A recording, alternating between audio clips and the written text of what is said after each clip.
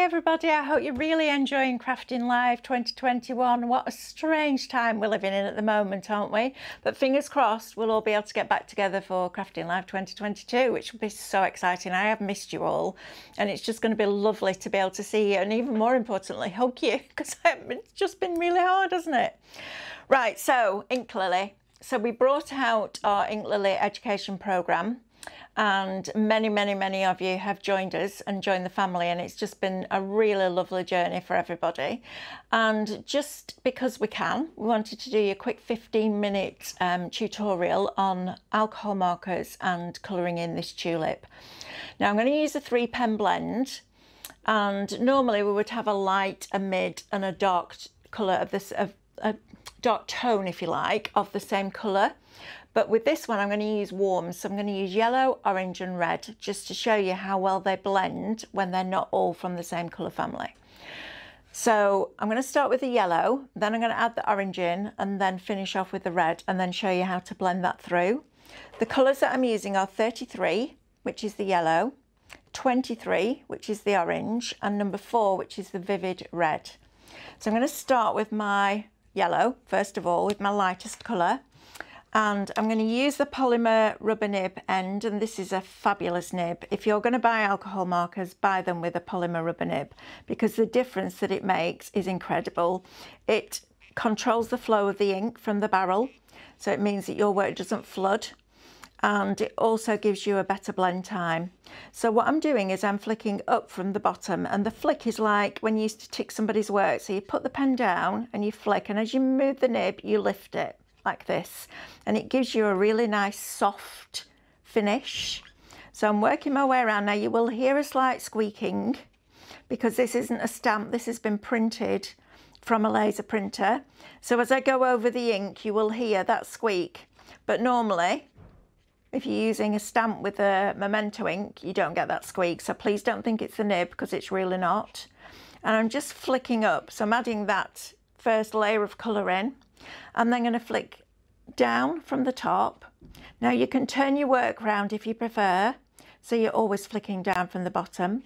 But for this, I'm just going to work it this way, and then I'm making sure that this area here, right up against that petal that's at the front, is all coloured in. There's no white bits, because that's important. That's what makes it look more realistic, or one of the things that does. And then I'm going to come down from the top like this, and I am leaving a little bit of white space. We may end up with some, we may not, but it's a nice place to start, and you'll just take your time. You won't be up against time restraints or anything like that. And then this one I'm going to flick up from the bottom all the way along like this, and then up from the bottom of this. So I do like to work a petal at a time, and if we had longer I probably would, but you'll get an idea from this. And then a little bit coming down from the top on each of these petals that's at the back. Okay, so I've got my first layer down. I'm just going to turn this over so that you can see. Look at the back, it's hardly soaked through at all. This is on a 300 GSM super smooth, so the card gives you a longer blend time, but so does that polymer rubber nib. If this was a fibre nib, I would have to work quicker, because the ink flow is quicker. So I'm now just going to go in with my orange, and I'm going to pull that colour up. So this petal here is on top of this one, or in front of this one. So I'm going to create that depth with my orange, or start to create it with my orange, okay? And I'm going to go up at the top like this. Then I'm going to come round on here, and I kind of like to curve that flick, so it kind of replicates and follows the line of those petals, so rounder rather than going in straight lines up. And you can move your work as well. So if you find it easier to do it like this and move your paper around, by all means do that. I would normally do that, but I'm just aware of the time today. I'd love to spend, like, 45 minutes colouring this in, but that's not going to happen because we've got too much other stuff to share with you today. So I'm just working my way around like that, and I'm going to add a little bit more orange coming up from the bottom, and then on each of these petals coming up, making sure that I haven't got any white bits. So what I mean by that is I'm not going to, this is the black line, I'm not going to leave a gap and then start my orange. My orange is going to come from the bottom, okay? And then I might add a little bit of orange in just up here, just to add a little bit of depth coming down this way, okay? Like this. All right, so it looks a bit childlike at the moment, although from distance it looks good, but close up it's not great yet. But it will be. So we're going to go in now with number 4, our Vivid Red, and I'm going to go up the middle. So I'm going where I've been with the orange and the yellow, but not as far over or as far up from the bottom. So it's giving me that depth and dimension. And I'm going to add a little bit of red going all the way around here. And if you're working with an image like this or a stamped image, look at where the designers put the darkest lines. That's where the darkest colour will be. So take inspiration from that as well. So I'm just working my way around now. And you remember with alcohol pens, you can add it and you can take it away. So if you think, oh, I've got too much red on there, you could go back over with your orange and remove some. And then if you think, oh, I've got too much orange, you can go in and remove it with your yellow. Because a colour, when you have 2 alcohol pens on top of each other, so if I did a red on top of blue, I don't get purple. If I do a red on top of blue, what the red does is move the blue that's underneath it and leaves you with a pure colour underneath. So when you understand that bit, it makes using alcohol markers even easier. So now I'm going to go backwards. Now, bearing in mind what I've just said, if I go back over the red now with the orange, it's going to move the red. So what I'm going to do is start where the red starts here, not at the base, but where the flick ends, if you like. That's where I'm going to start with my orange. Now, the other good thing about ink lily pens is as you go over them while they're still wet, they don't get any darker. So I can go over this red and re-over the orange, and it's not going to change the density of that orange. And that's really important, especially when you're doing things like skin. Because when alcohol markers first came out, and it was like pro markers, that's what the professional artists and graphic artists use, they got darker as you went over. So if you look at something like manga art, where they're colouring maybe in a face, they will go in with that one pen for the skin tone, and then they'll go over to add the chisel areas in, so that contouring, if you like, and that's fine. If that's the look that you want, if you want that very chiseled look. But if you want a softer, more natural look, if your pen gets darker every time you go over it, you can't blend it through with the same pen, because when you're trying to blend that darker layer with the lighter layer, your lighter layer is getting darker. So it's really frustrating. And that's why I wanted our pens to be different. I wanted them to stay true to their original colour and not get darker while they're wet. But then once they dry, if you go over them, they get half a shade. So not a full shade where you've really got to work that colour in, but half a shade. So you can go back over, let's say you're doing this with just these 3 colours and they're the only ones that you own. And then you could go back in later on once it's dried and put more red in and more orange in, and it would look like a different colour, a different shade of that colour. And that's what you get with a pen that's been really well thought through. And it took us, well, probably 2 or 3 years to find the right pen that I was happy with, because I always used Copics. I invested a lot of money in my Copics because I used to teach classes with them. And hopefully we can get back to that at some point with Ink Lily. And there was no point bringing you a pen that wasn't as good as that. And we couldn't beat them on quality because they've got that quality nailed, but we've matched it, but we've beaten them on price. So if you're ever looking for a brand of alcohol markers, I would absolutely recommend these. And you know me, and you know me quite well now, if there was something that I thought was better out there, we wouldn't have brought these to market. So that's, you know, you can rest safe in the knowledge that I use these now, and if I use them, I would absolutely recommend them for you.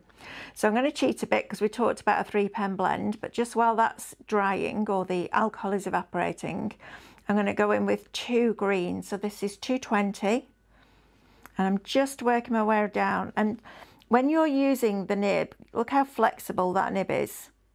But it's not flexible like a fibre one would be, because a fibre one will split eventually. Because this is rubber, it almost bounces back. So it doesn't split the fibres that make it up because it's rubber. I hope that makes sense. So I've gone in with that green now, and then I'm going to go in with 43. But you can use whichever colours you like. And I'm just going to pull that colour down. So it's going to be darker underneath the actual bulb of the tulip head. And then I'm going to bring it down just one side. And I'm making sure that that nib goes right to the edge, right to that black line. Okay, because we're going to have the darker side down here. Like this, right the way down. As you get to a tighter area, just lift that pressure off that nib. I could spend hours, well I do, spend hours and hours and hours colouring in. It's my zen place. If I've had a really stressful week or a busy week, I'll just sit down and do a bit of colouring in, and the world just stops and stands still for a little while, and I'm breathing slows, and yeah, it just puts my head back in the right place. Right, so I'm happy with that. Now I'm just going to go around with a warm colour. So you could use warm grey 1, or I know we've had that out of stock for a while and it is on order. I'm using 201 warm grey. And what this does is you go around the edge, and it gives it almost like a matte layer, if you like, a shadow, and it makes that colour pop. So I'm going to just come around the outside edge with this grey. And what it also does is remove any little extra bits where you've gone out of the lines, because we all go out of the lines. Even those of us that have been doing this for decades go out of the lines. But I'm just allowing that nib, look, to bend and flex. And I'm just coming right the way down there, like that. And then I can see here I've got a little bit where I've come out of the lines, that green. Remember what I said about a colour, removing a colour? That's now got rid of that green. My tip for this would be to let it dry thoroughly before you do that, because you don't want the ink to spread. And I'm going to talk to you in a minute about the blender and why you don't blend with the blender. I know it's a weird thing, isn't it? You know, they call it a blender, but you don't blend with it. So this is the blender. It's 0. And as you can see, there's no colour in it. It's just pure alcohol. But what you can do is go backwards and forwards with this to add in lighter areas. So really fine. I like to use my blender quite dry, and just going backwards and forwards like this. And you can add in some light areas. So it's not going to blend, it's going to bleach. So if you imagine that, that's the effect that you're going to get. It's going to go in and it's going to take a little bit of that colour out and just soften that colour a little bit more. And this is a really nice way of just adding those highlights in. Don't put your colours down and then blend over it with this, because it will make everything disappear. You want to really just use this as and when you feel you need to.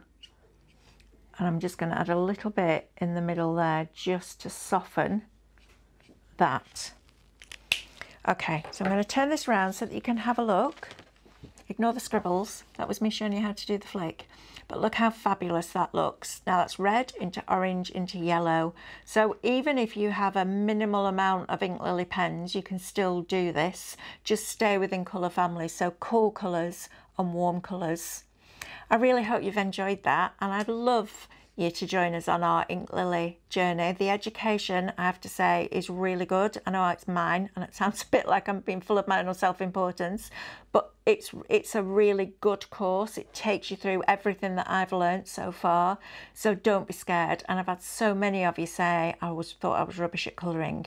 Now I've used ink lily and followed the programme. I'm really proud of what I'm achieving, and couldn't be any better.